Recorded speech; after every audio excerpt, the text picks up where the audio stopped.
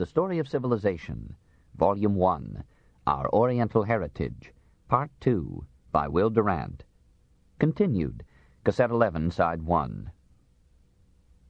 Hideyoshi being dead, Ieyasu pointed out that he had drawn the blood for his oath, not from his finger or his gums, as the code of the samurai required, but from a scratch behind his ear, hence the oath was not binding. He overwhelmed the forces of certain rival leaders at Sekigahara, in a battle that left 40,000 dead. He tolerated Hideyori till his coming of age made him dangerous, and then suggested to him the wisdom of submission. Rebuked, he besieged the gigantic castle of Osaka, where Hideyori was established, captured it while the youth committed harakiri, and ensured his hold upon power by killing all of Hideyori's children, legitimate and illegitimate. Then Ieyasu organized peace as ably and ruthlessly as he had organized war, and administered Japan so well that it was content to be ruled by his posterity and his principles for 8 generations. He was a man of his own ideas and made his morals as he went along. When a very presentable woman came to him with the complaint that one of his officials had killed her husband in order to possess her, Ieyasu ordered the official to disembowel himself and made the lady his concubine. Like Socrates, he ranked wisdom as the only virtue, and charted some of its paths in that strange legacy or intellectual testament which he bequeathed to his family at his death. Life is like unto a long journey with a heavy burden. Let thy step be slow and steady, that thou stumble not. Persuade thyself that imperfection and inconvenience is the natural lot of mortals, and there will be no room for discontent, neither for despair. When ambitious desires arise in thy heart, recall the days of extremity thou hast passed through. Forbearance is the root of quietness and assurance forever. Look upon wrath as thy enemy. If thou knowest only what it is to conquer, and knowest not what it is to be defeated, woe unto thee. It will fare ill with thee. Find fault with thyself rather than with others. Having captured power by arms, he decided that Japan had no need of further war, and devoted himself to furthering the ways and virtues of peace. To win the samurai from the habits of the sword, he encouraged them to study literature and philosophy, and to contribute to the arts, and under the rule which he established, culture flourished in Japan and militarism decayed. The people, he wrote, are the foundation of the empire, and he invoked the special commiseration of his successors for the widower, the widowed, the orphaned, and the lonely. But he had no democratic predispositions. The greatest of all crimes, he thought, was insubordination. A fellow who stepped out of his rank was to be cut down on the spot, and the entire family of a rebel should be put to death. The feudal order, in his judgment, was the best that could be devised for actual human beings. It provided a rational balance between central and local power. It established a natural and hereditary system of social and economic organization, and it preserved the continuity of a society without subjecting it to despotic authority. It must be admitted that Ieyasu organized the most perfect form of feudal government ever known. Like most statesmen, he thought of religion chiefly as an organ of social discipline, and regretted that the variety of human beliefs canceled half this good by the disorder of hostile creeds. To his completely political mind, the traditional faith of the Japanese people, a careless mixture of Shintoism and Buddhism, was an invaluable bond, cementing the race into spiritual unity, moral order, and patriotic devotion. And though at first he approached Christianity with the lenient eye and broad intelligence of Akbar, and refrained from enforcing against it the angry edicts of Hideyoshi, he was disturbed by its intolerance, its bitter denunciation of the native faith as idolatry, and the discord which its passionate dogmatism aroused not only between the converts and the nation, but among the neophytes themselves. Finally, his resentment was stirred by the discovery that missionaries sometimes allowed themselves to be used as vanguards for conquerors, and were here and there conspiring against the Japanese state. In 1614 he forbade the practice or preaching of the Christian religion in Japan, and ordered all converts either to depart from the country or to renounce their new beliefs. Many priests evaded the decree, and some of them were arrested. None was executed during the lifetime of Ieyasu, but after his death the fury of the bureaucrats was turned against the Christians, and a violent and brutal persecution ensued which practically stamped Christianity out of Japan. In 1638 the remaining Christians gathered to the number of 37,000 on the peninsula of Shimabara, fortified it, and made a last stand for the freedom of worship. Iemitsu, grandson of Ieyasu, sent a large armed force to subdue them. When, after a 3 months' siege, their stronghold was taken, all but 105 of the survivors were massacred in the streets. Ieyasu and Shakespeare were contemporaries in death. The doughty shogun left his power to his son Hidetada with a simple admonition: take care of the people, strive to be virtuous, never neglect to protect the country. And to the nobles who stood at his deathbed, he left advice in the best tradition of Confucius and Mencius. My son has now come of age. I feel no anxiety for the future of the state. But should my successor commit any grave fault in his administration, do you administer affairs yourselves. The country is not the country of one man, but the country of the nation. If my descendants lose their power because of their misdeeds, I shall not regret it. His descendants conducted themselves much better than monarchs can usually be expected to behave over a great length of time. Hidetada was a harmless mediocrity. Iemitsu represented a stronger mood of the stock and sternly suppressed a movement to restore to actual power the still reigning but not ruling emperors. Tsunayoshi lavished patronage upon men of letters and on the great rival schools of painting, Kano and Tosa, that embellished the Genroku age, 1688 to 1703. Yoshimune set himself to the ever-recurrent purpose of abolishing poverty, at the very time when his treasury faced an unusual deficit. He borrowed extensively from the merchant class, attacked the extravagance of the rich, and stoically reduced the expenditures of his government, even to the extent of dismissing the 50 fairest ladies of the court. He dressed in cotton cloth, slept on a peasant's pallet, and dined on the simplest fare. He had a complaint box placed before the palace of the Supreme Court, and invited the people to submit criticisms of any governmental policy or official. When one Yamashita sent in a caustic indictment of his whole administration, Yoshimune had the document read aloud in public and rewarded the author for his candor with a substantial gift. It was the judgment of Lafcadio Hearn that the Tokugawa period was the happiest in the long life of the nation. History, though it can never quite know the past, inclines tentatively to the same conclusion. How could one, seeing Japan today, suspect that on those now excited islands, only a century ago, lived a people poor but content, enjoying a long epoch of peace under the rule of a military class, and pursuing in quiet isolation the highest aims of literature and art? Chapter 29. The Political and Moral Foundations. A Tentative Approach. If, now, we try to picture the Japan that died in 1853, we should remember that it may be as hard to understand as it might be to fight a people 5,000 miles distant, and differing from us in color and language, government and religion, manners and morals, character and ideals, literature and art. Hearn was more intimate with Japan than any other Western writer of his time, and yet he spoke of the immense difficulty of perceiving and comprehending what underlies the surface of Japanese life. Your information about us, a genial Japanese essayist reminds the Occident, is based on the meager translations of our immense literature, if not on the unreliable anecdotes of passing travelers. We Asiatics are often appalled by the curious web of facts and fancies which has been woven concerning us. We are pictured as living on the perfume of the lotus, if not on mice and cockroaches. What follows, therefore, is a tentative approach, based on the briefest direct acquaintance, to Japanese civilization and character. Each student must correct it by long and personal experience. The first lesson of philosophy is that we may all be mistaken. 1. The samurai. The powerless emperor, the powers of the shogun, the sword of the samurai, the code of the samurai, harakiri, the 47 ronin, a commuted sentence. Theoretically, at the head of the nation was the divine emperor. The actually ruling house, the hereditary shogunate, allowed the emperor and his court $25,000 a year for maintaining the impressive and useful fiction of uninterrupted rule. This sum, however, was probably equivalent to $250,000 in current American money. Many people of the court practiced some domestic handicraft to sustain themselves. Some made umbrellas, others made chopsticks or toothpicks or playing cards. The Tokugawa shoguns made it a principle to leave the emperor no authority whatever, to seclude him from the people, to surround him with women, and to weaken him with effeminacy and idleness. The imperial family yielded its powers gracefully and contented itself with dictating the fashions of aristocratic dress. Meanwhile, the shogun luxuriated in the slowly growing wealth of Japan and assumed prerogatives normally belonging to the emperor. When he was borne through the streets in his ox carriage or palanquin, the police required every house along the route and all the shutters of the upper windows to be closed.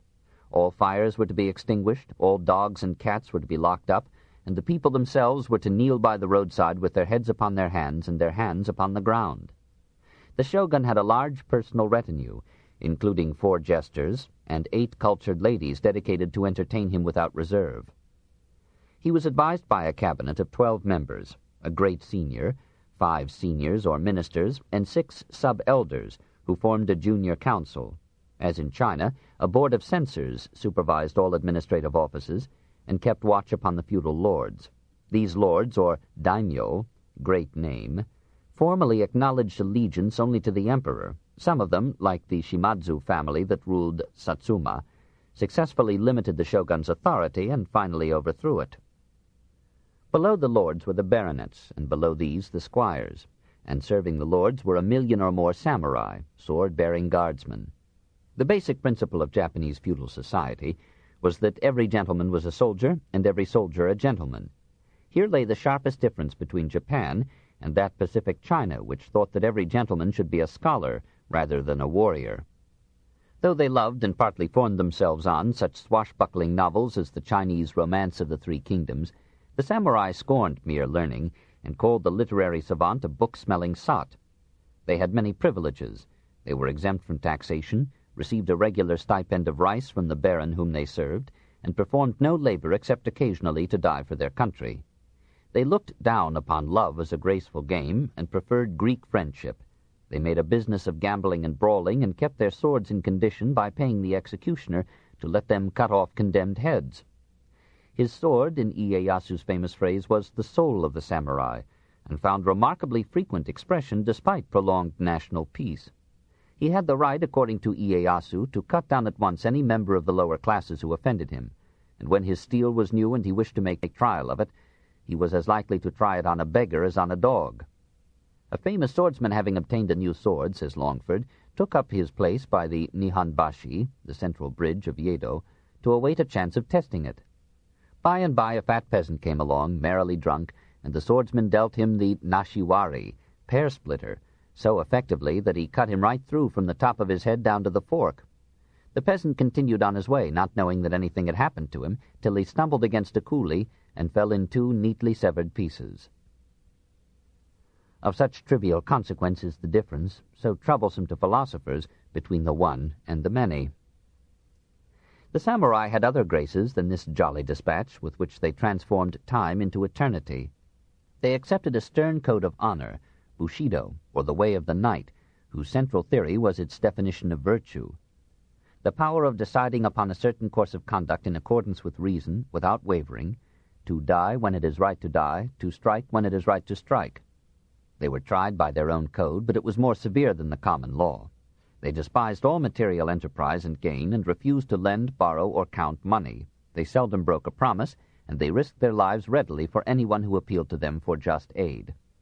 They made a principle of hard and frugal living. They limited themselves to 1 meal a day, and accustomed themselves to eat any food that came to hand, and to hold it. They bore all suffering silently, and suppressed every display of emotion. Their women were taught to rejoice when informed that their husbands had been killed on the battlefield. They recognized no obligation except that of loyalty to their superiors. This was, in their code, a higher law than parental or filial love. It was a common thing for a samurai to disembowel himself on the death of his lord, in order to serve and protect him in the other world. When the shogun Iemitsu was dying in 1651, he reminded his prime minister, Hoto, of his duty of junshi, or following in death. Hoto killed himself without a word, and several subordinates imitated him. When the Emperor Mutsuhito went to his ancestors in 1912, General Nogi and his wife committed suicide in loyalty to him. Not even the traditions of Rome's finest soldiers bred greater courage, asceticism, and self-control than were demanded by the code of the samurai. The final law of Bushido was harakiri, suicide by disembowelment. The occasions when this would be expected of a samurai were almost beyond count, and the practice of it so frequent that little notice was taken of it. If a man of rank had been condemned to death, he was allowed, as an expression of the emperor's esteem, to cut through his abdomen from left to right and then down to the pelvis with the small sword which he always carried for this purpose. If he had been defeated in battle or had been compelled to surrender, he was as like as not to rip open his belly. Harakiri means belly-cutting. It is a vulgar word, seldom used by the Japanese, who prefer to call it seppuku. When in 1895 Japan yielded to European pressure and abandoned Liaotung, 40 military men committed harakiri in protest. During the War of 1905, many officers and men in the Japanese Navy killed themselves rather than be captured by the Russians. If his superior did something offensive to him, the good samurai might gash himself to death at his master's gate. The art of seppuku, the precise ritual of ripping, was one of the first items in the education of samurai youth, and the last tribute of affection that could be paid to a friend was to stand by him and cut off his head as soon as he carved his paunch. Out of this training, and the traditions bound up with it, has come some part of the Japanese soldiers' comparative fearlessness of death. Harakiri was forbidden to women and plebeians, but women were allowed to commit jigaki. That is, they were permitted as a protest against an offense to pierce the throat with a dagger and to sever the arteries by a single thrust. Every woman of quality received technical training in the art of cutting her throat, and was taught to bind her lower limbs together before killing herself, lest her corpse should be found in an immodest position. Murder, like suicide, was allowed occasionally to replace the law. Feudal Japan economized on policemen not only by having many bonzes, but by allowing the son or brother of a murdered man to take the law into his own hand. And this recognition of the right of revenge, though it begot half the novels and plays of Japanese literature, intercepted many crimes. The samurai, however, usually felt called upon to commit harakiri after exercising this privilege of personal revenge. When the famous 47 ronin, wave men, that is, unattached samurai, to avenge a death had cut off the head of Kotsuke no Suke, with supreme courtesy and the most refined apologies, they retired in dignity to estates named by the shogun and neatly killed themselves. 1703. Priests returned Kotsuke's head to his retainers, who gave them this simple receipt. Memorandum, item, 1 head. Item, 1 paper parcel. The above articles are acknowledged to have been received. Signed, Sayada Mogubai, Saito Kunai. This is probably the most famous and typical event in the history of Japan, and one of the most significant for the understanding of Japanese character. Its protagonists are still, in the popular view, heroes and saints. To this day, pious hands deck their graves, and incense never ceases to rise before their resting place. Towards the end of Ieyasu's regency, 2 brothers, Sakon and Naiki, 24 and 17 years of age respectively, tried to kill him because of wrongs which they felt he had inflicted upon their father. They were caught as they entered the camp and were sentenced to death. Ieyasu was so moved by their courage that he commuted their sentences to self-disembowelment, and in accord with the customs of the time he included their younger brother, the 8-year-old Hachimaro, in this merciful decree. The physician who attended the boys has left us a description of the scene. When they were all seated in a row for final dispatch, Sakon turned to the youngest and said, "Go thou first, for I wish to be sure that thou doest it right." Upon the little one's replying that, as he had never seen seppuku performed, he would like to see his brothers do it, and then he could follow them, the older brothers smiled between their tears. "Well said, little fellow. So canst thou well boast of being our father's child." When they had placed him between them, Sakon thrust the dagger into the left side of his abdomen and said, "Look, brother, dost understand now? Only don't push the dagger too far, lest thou fall back. Lean forward, rather, and keep thy knees well composed." Nike did likewise, and said to the boy, "Keep thine eyes open, or else thou mayest look like a dying woman. If thy dagger feels anything within and thy strength fails, take courage and double thy effort to cut across." The child looked from one to the other, and when both had expired, he calmly half-denuded himself and followed the example set him on either hand. 2. The law, the first code, group responsibility, punishments. The legal system of Japan was a vigorous supplement to private assassination and revenge. It had its origins partly in the ancient usages of the people, partly in the Chinese codes of the 7th century. Law accompanied religion in the migration of culture from China to Japan. Tenchi Tenno began the formulation of a system of laws which was completed and promulgated under the boy emperor Momu in 702.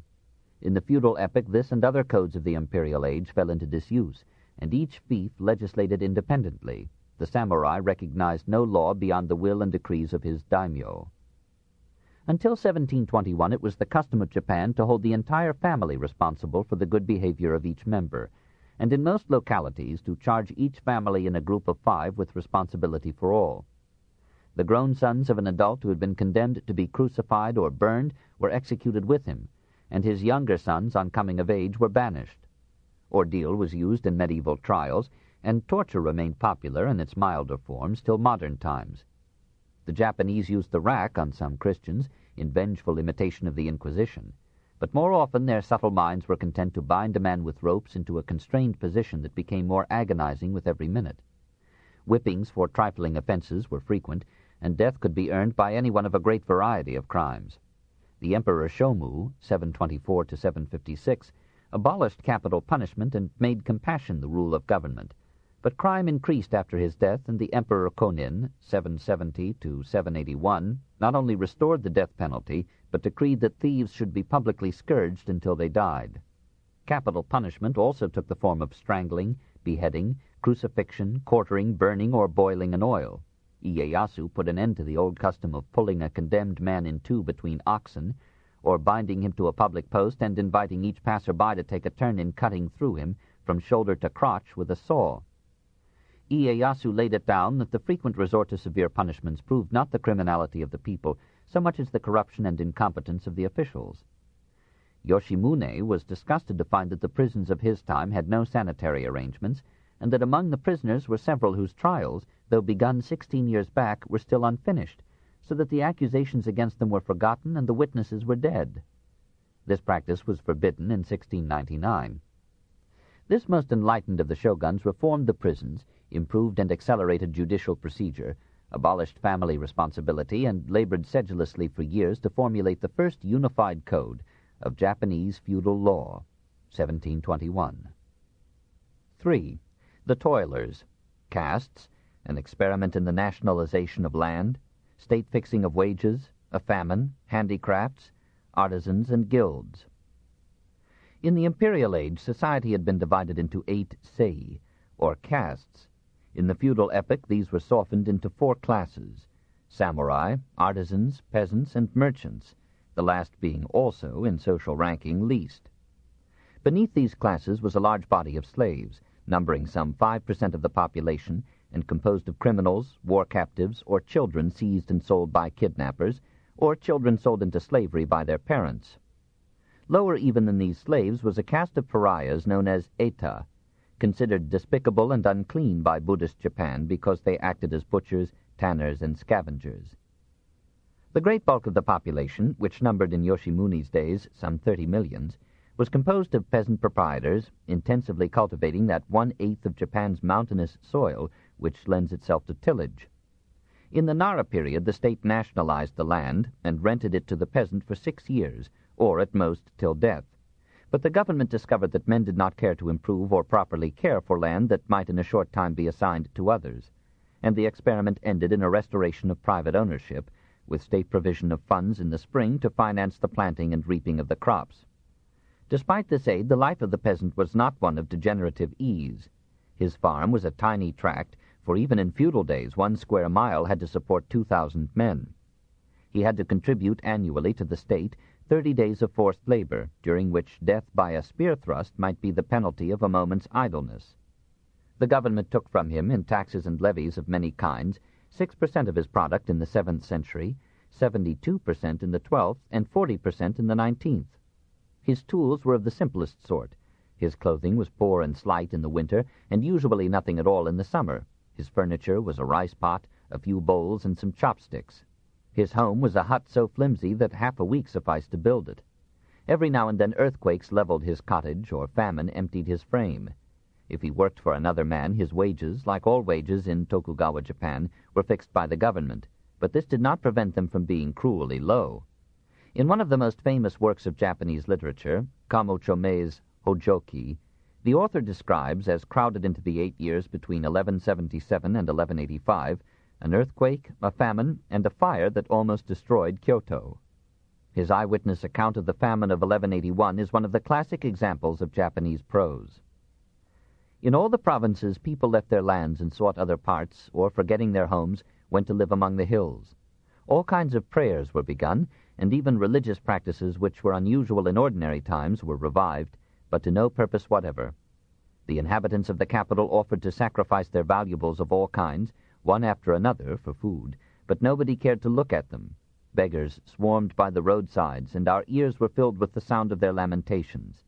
Everybody was dying of hunger, and as time went on our condition became as desperate as that of the fish in the small pool of the story. At last even respectable-looking people wearing hats and with their feet covered might be seen begging importunately from door to door. Sometimes, while you wondered how such utterly wretched creatures could walk at all, they fell down before your eyes. By garden walls or on the roadsides countless persons died of famine, and as their bodies were not removed, the world was filled with evil odors. As their bodies changed, there were many sights which the eyes could not endure to see. People who had no means pulled down their houses and sold the materials in the market. It was said that a load for one man was not enough to provide him with sustenance for a single day.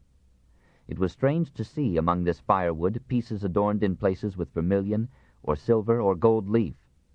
Another very pitiable thing was that when there were a man and a woman who were strongly attached to each other, the one whose love was the greater and whose devotion was the more profound always died first. The reason was that they put themselves last, and whether man or woman, gave up to the dearly beloved one anything which they might chance to have begged. As a matter of course, parents died before their children. Again, infants might be seen clinging to the breast of their mother, not knowing that she was already dead. The number of those who died in central Kyoto during the 4th and 5th months alone was 42,300. Contrast with this brutal interlude in the growth of the soil Kaempfer's bright picture of Japanese handicrafts as he saw them in the Kyoto of 1691. Kyoto is the great magazine of all Japanese manufactures and commodities, and the chief mercantile town in the empire. There is scarce a house in this large capital where there is not something made or sold. Here they refine copper, coin money, print books, weave the richest stuffs with gold and silver flowers.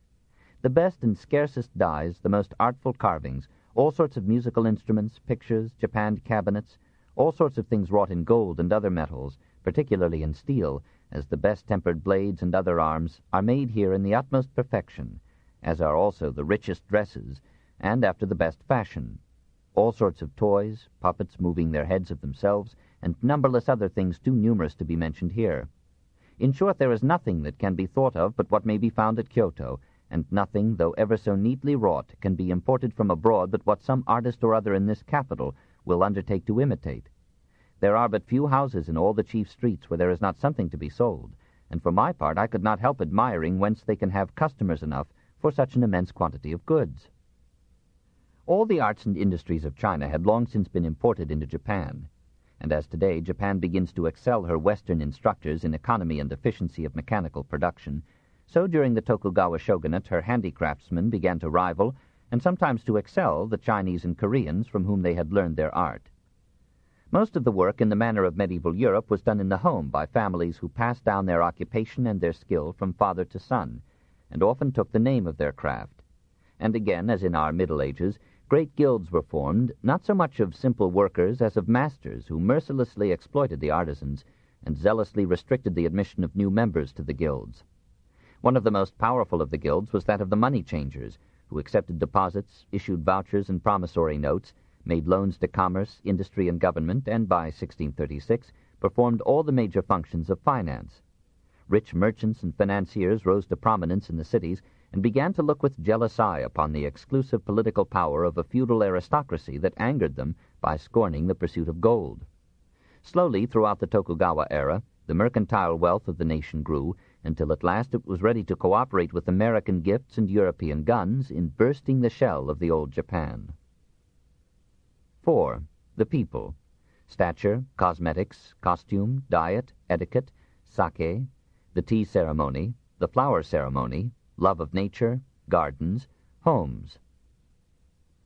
This most important people in the contemporary political world is modest in stature, averaging 5 feet 3½ inches for the men, 4 feet 10½ inches for the women. One of their great warriors, Tamura Maro, was described as a man of very fine figure, 5 feet 5 inches tall. Some dietitians believe that this brevity is due to insufficiency of lime in the Japanese diet, due in turn to lack of milk, and this to the expensiveness of grazing areas in so crowded a land. But such a theory, like everything in dietetics, must be looked upon as highly hypothetical. The women seem fragile and weak, but probably their energy, like that of the men, is one of nervous courage rather than of physical strength, and cannot be seen outside of emergencies. Their beauty is a matter of expression and carriage as well as of feature. Their dainty grace is a typical product of Japanese art. Cosmetics are popular and ancient in Japan as elsewhere. Even in the early days of Kyoto's leadership, every male of quality rouged his cheeks, powdered his face, sprinkled his clothes with perfume, and carried a mirror with him wherever he went. Powder has been for centuries the female complexion of Japan. The lady Sei Shonagon, in her Pillow Sketches, circa 991 A.D., says demurely, "I bent my head down and hid my face with my sleeve at the risk of brushing off my powder and appearing with a spotted face." Fashionable ladies rouged their cheeks, colored their nails, and occasionally gilded the lower lip. To complete their toilet, 16 articles were required in the 17th century and 20 in the 18th. They recognized 15 styles of front hair and 12 styles of back hair. They shaved their eyebrows, painted crescent moons or other forms in their place, or substituted for them 2 little black spots high up on the forehead, to match their artificially blackened teeth. To construct the architecture of a woman's hair was a task that took from 2 to 6 hours of expert labor. In the Heian epoch, the majority of the men shaved the crown of the head, gathered the rest in a queue, and laid the queue athwart the crown so as to divide it into equal halves. Beards, though sparse, were a necessity. Those who had none by nature wore false ones, and a pair of tweezers for the care of the beard was furnished to every guest at any fashionable house. Japanese costume in the Nara age imitated the Chinese, with tunic and trousers covered by a tight robe. In the Kyoto period, the robe became looser and multiple. Men as well as women wore from 2 to 20 superimposed robes, whose colors were determined by the rank of the wearer, and provided many prismatic displays at the edges of the sleeves. At one time, the lady's sleeves reached below her knees, and bore each of them a little bell that tinkled as she walked. On days when the streets were wet from rain or snow, they walked on wooden slippers raised by wooden cleats an inch or so above the earth. In the Tokugawa era, dress became so extravagant that the shoguns, careless of history, tried to check it by sumptuary laws. Silk-lined and embroidered breeches and socks were outlawed, beards were forbidden, certain ways of wearing the hair were prescribed, and at times the police were instructed to arrest anyone wearing fine garments in the street. Occasionally these laws were obeyed. For the most part they were circumvented by the ingenuity of human folly.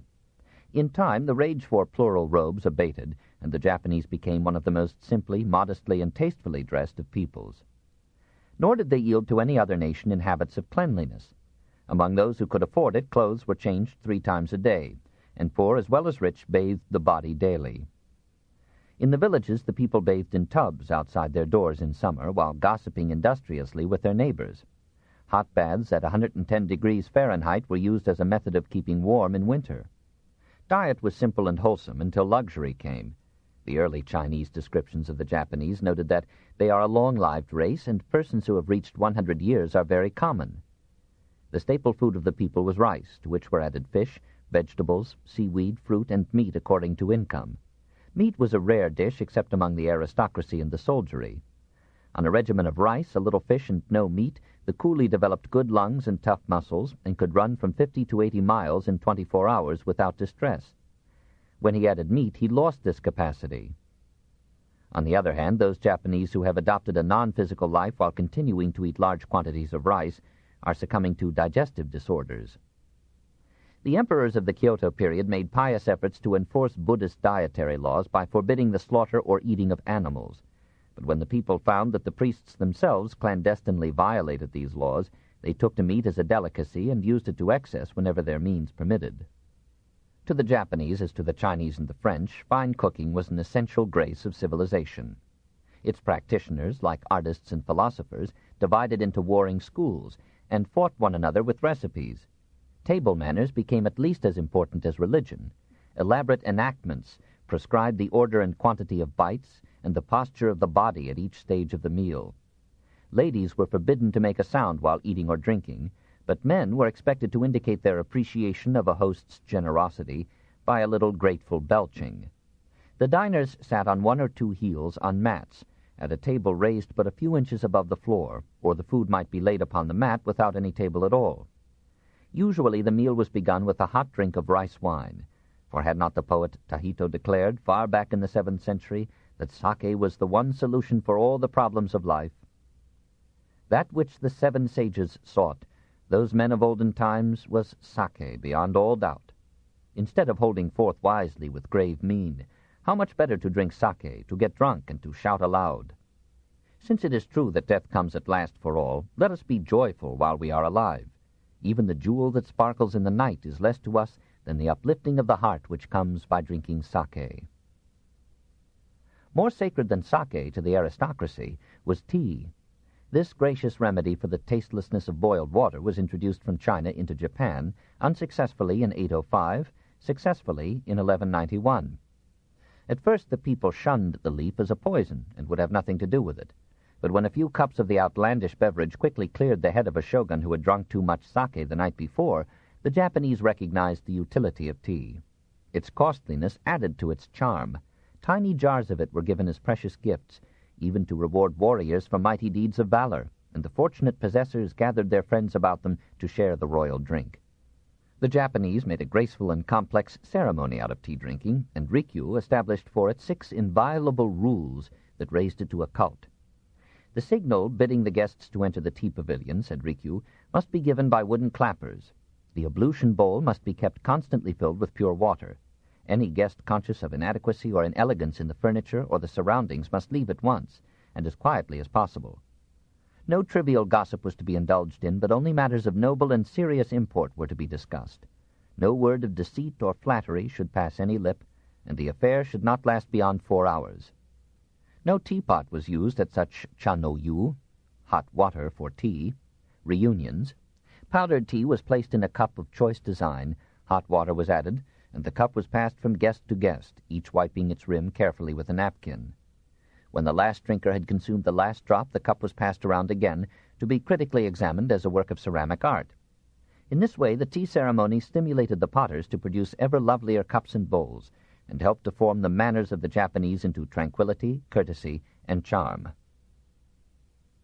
Flowers, too, became a cult in Japan, and the same Rikyu who formulated the ritual of tea valued his flowers as much as his cups.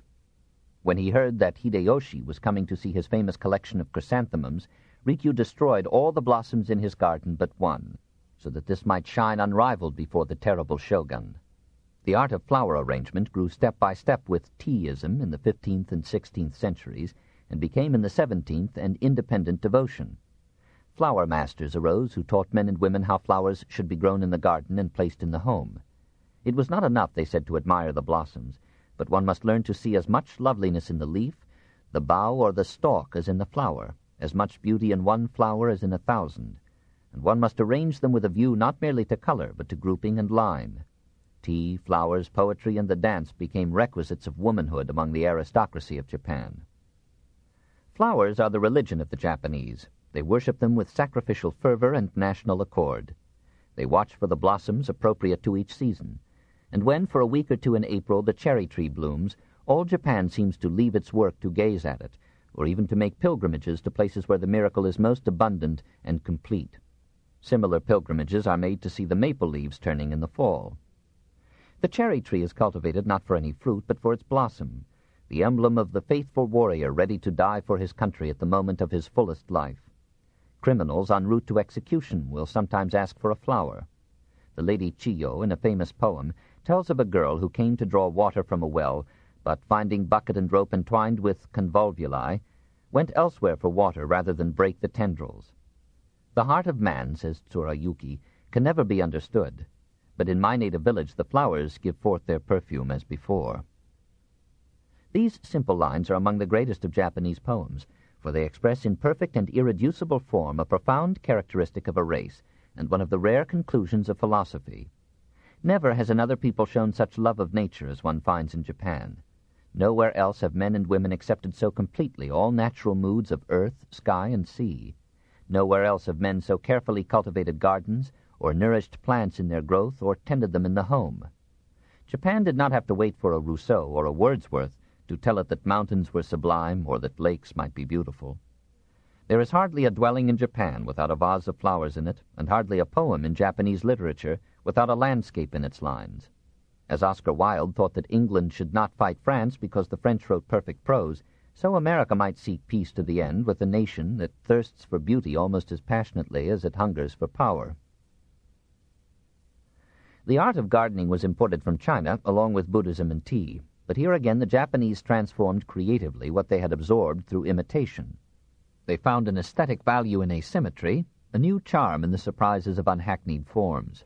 They dwarfed trees and shrubs by confining their roots in pots, and with impish humor and tyrannical affection trained them into shapes that might within a garden wall represent the wind-twisted trees of stormy Japan.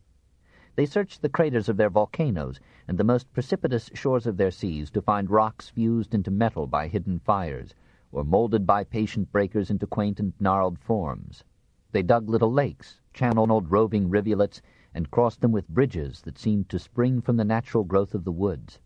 And through all these varied formations they wore, with imperceptible design, footpaths that would lead now to startling novelties, and now to cool and silent retreats. Where space and means allowed, they attached their homes to their gardens rather than their gardens to their homes. Their houses were frail but pretty. Earthquakes made tall buildings dangerous, but the carpenter and woodworker knew how to bind eaves, gables, and lattices into a dwelling aesthetically simple, aesthetically perfect, and architecturally unique.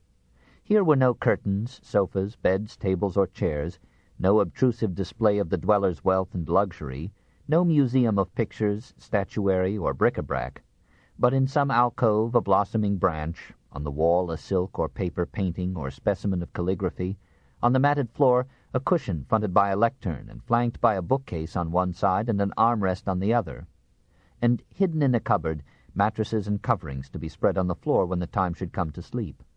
Within such modest quarters, or in the peasant's fragile hut, the Japanese family lived, and through all storms of war and revolution, of political corruption and religious strife, carried on the life and civilization of the Sacred Isles.